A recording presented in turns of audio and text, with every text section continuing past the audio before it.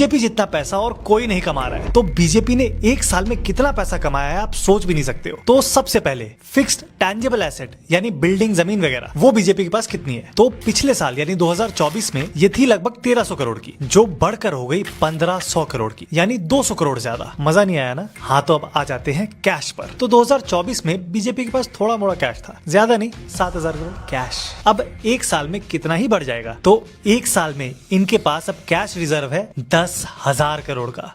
10,000 crore cash.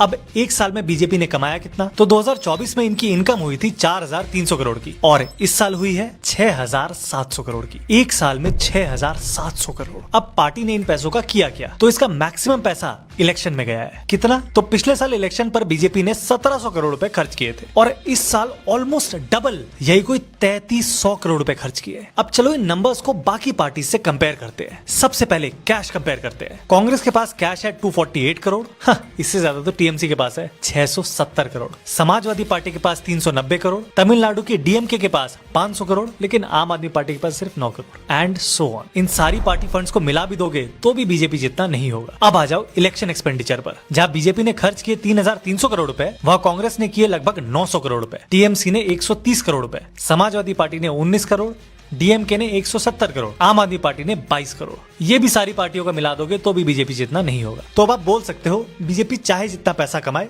और चाहे जहां खर्च करे, तुझे क्या? तो बता दूं, ये पार्टीज कोई बिजनेस नहीं करती है। ये पैसा चंदे से आता है, और ये चंदा हम और आप जैसे लोग नहीं देते हैं, बड़ी बड़ी कंपनीज देती है, और बदले में कुछ एक्सपेक्ट भी करती है।